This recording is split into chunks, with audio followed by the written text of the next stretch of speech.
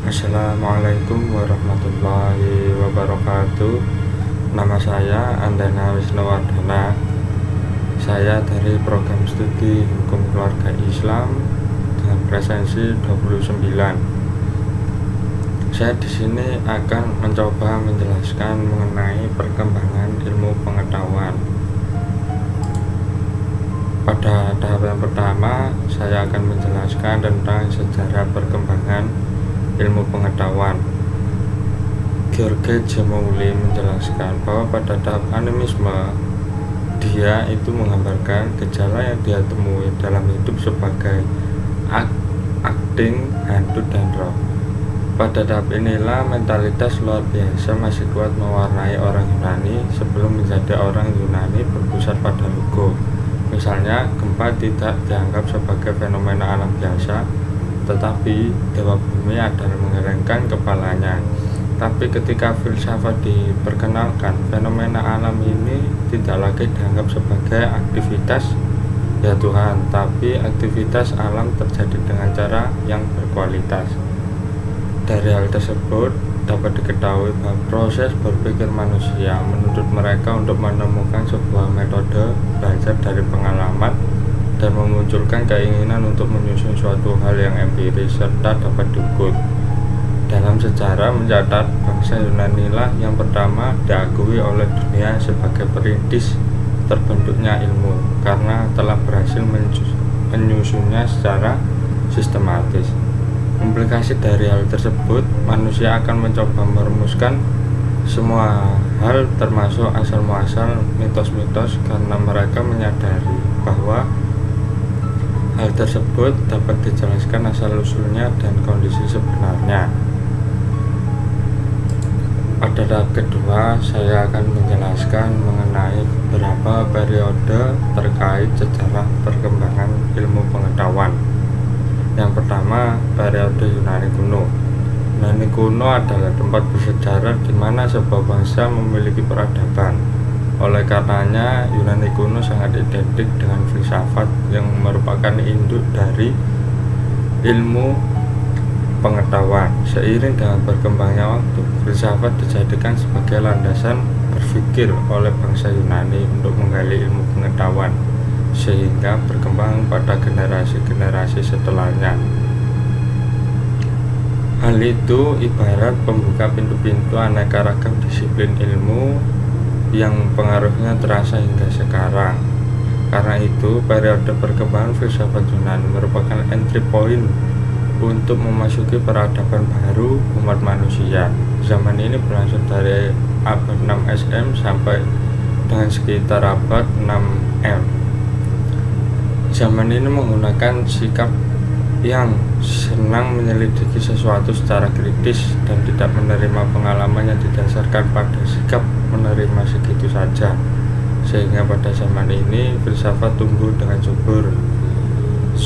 Yunani mencapai puncak kejayaannya atau zaman keemasannya. Pada zaman ini bermunculan ilmuwan terkemuka seperti Thales, Pythagoras, Socrates, Plato, Aristoteles. Selain itu, sebelum masuk periode Islam, ada yang menyebut sebagai periode pertengahan. Zaman ini masih berhubungan dengan zaman sebelumnya. Karena awal mula zaman ini pada 6 Masehi sampai sekitar abad 14 Masehi, zaman ini disebut zaman kegelapan. Zaman ini ditandai dengan tampilnya para teolog di lapangan ilmu pengetahuan, sehingga para ilmuwan yang ada pada zaman ini hampir semua adalah para teolog. Setelah itu, periode yang kedua adalah periode Islam. Tidak dapat dipungkiri bahwa Islam sebenarnya adalah doktrin yang sangat mencintai ilmu pengetahuan. Hal ini terlihat dari informasi yang terdapat di dalam Al-Quran. Ini adalah informasi yang pertama diturunkan kepada Nabi Muhammad SAW, yaitu surat Al-Alaq. Kata perintah Iqra dimulai, yang artinya membaca. Joseph Schumpeter menunjukkan dalam bukunya The Great Book bahwa antusiasme intelektual dunia Islam berkembang di era ketika Eropa dan Barat berada di titik hitam. Buku tersebut menunjukkan bahwa ada 500 tahun dalam sejarah pemikiran ekonomi kosong. Masa ini disebut zaman kegelapan, masa kelam di Barat, sebenarnya masa jaya bagi umat Islam. Barat berusaha menyembunyikan karena ide-ide ekonom Muslim kemudian dicuri oleh banyak ekonom Barat. Sekitar abad ke-6-7 Masehi, kemajuan ilmu pengetahuan berada di pangkuan peradaban Islam. Dalam lapangan kedokteran muncul nama-nama terkenal seperti Al-Hawi, karya Al-Razi merupakan sebuah ensiklopedia mengenai seluruh perkembangan ilmu kedokteran sampai masanya. Ibnu Sina menulis buku-buku kedokteran Al-Qanun yang menjadi standar dalam ilmu kedokteran di Eropa. Al-Khawarizmi, algoritmu atau algoritmus menyusun buku Al-Jabar pada tahun 825 Masehi yang menjadi buku standar beberapa abad di Eropa. Ia menulis perhitungan biasa arithmetic yang menjadi pembuka jalan pengguna cara desimal di Eropa untuk menghadirkan tulisan Romawi. Setelah itu, menurut Bertrand Russell, Ibnu Rushd lebih terkenal dalam filsafat Kristen daripada filsafat Islam. Dalam filsafat Islam dia sudah berakhir, dalam filsafat Kristen dia baru lahir. Pengaruhnya di Eropa sangat besar, bukan hanya terhadap para skolastik, tetapi juga pada sebagian besar pemikir-pemikir bebas non-profesional yang menentang keabdian dan disebut Averrois. Setelah itu, beberapa periode. Yang ketiga, saya akan menjelaskan mengenai masa Renaissance dan modern. Michelet adalah orang yang pertama menggunakan istilah Renaissance.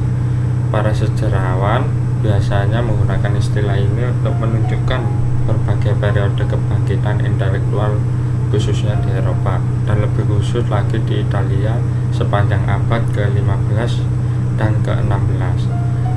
Renaissance adalah periode perkembangan peradaban di akhir zaman kegelapan atau setelahnya sampai muncul abad modern. Pengaruh ilmu pengetahuan Islam atas Eropa yang sudah berlangsung sejak abad ke-12 Masehi itu menimbulkan gerakan kebangkitan kembali atau Renaissance.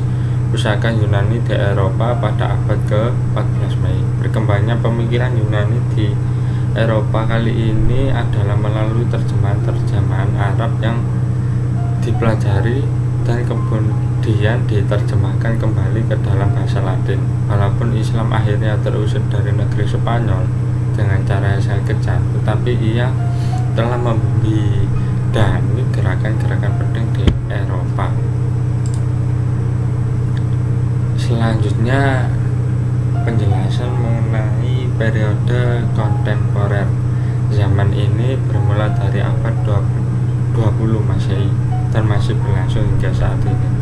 Zaman ini ditandai dengan adanya teknologi canggih dan spesialisasi ilmu-ilmu yang semakin tajam dan mendalam.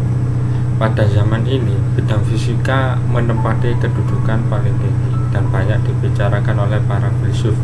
Sebagian besar aplikasi ilmu dan teknologi di abad 21 merupakan hasil penemuan mutakhir di abad 20. Pada zaman ini, ilmuwan yang menonjol dan banyak dibicarakan adalah fisikawan pada saat ini. Kami juga melihat perpaduan fisika dan kimia, dan itu disebut sains besar di era ini. Linus Pauling menulis buku The Nature of Chemical Bonds menggunakan prinsip-prinsip mekanika kuantum. Selain kimia dan fisika, teknologi komunikasi dan informasi berkembang pesat pada zaman ini. Sebut saja beberapa penemuan yang dilansir oleh Nusantara News sebagai penemuan yang merubah warga dunia, yaitu listrik, elektronika atau transistor dan IC, robotika, TV dan radio, teknologi nuklir, mesin transportasi, komputer, internet, pesawat terbang, telepon, dan seluler, rekayasa pertanian dan DNA, perminyakan, teknologi luar angkasa, AC, kulkas, dan yang lainnya.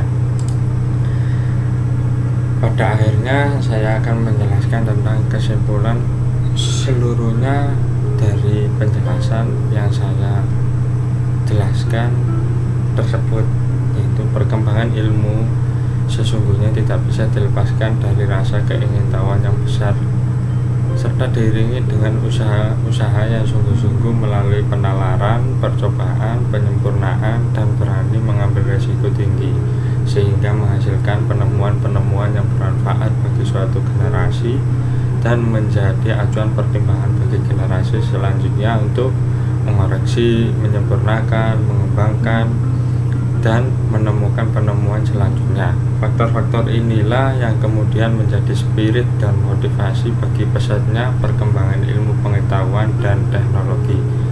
Hal penting yang perlu dicatat dalam hal ini adalah bahwa pesatnya perkembangan ilmu pengetahuan harus diimbangi dengan pengembangan moralitas spiritual, karena sebagaimana kita tahu bahwa ilmu pengetahuan hakikatnya adalah bebas nilai, tergantung bagaimana manusia mempergunakannya. Ilmu pengetahuan bisa berdampak positif, tetapi ia juga dapat memiliki dampak negatif bagi kehidupan manusia. Dampak positifnya adalah dapat semakin mempermudah dan memberikan kenyamanan dalam kehidupan manusia, sementara dampak negatifnya adalah dapat menghancurkan tatanan kehidupan manusia itu sendiri. Sekian dari saya, kurang lebihnya mohon maaf. Semoga bermanfaat apa yang saya jelaskan tadi. Assalamualaikum warahmatullahi wabarakatuh.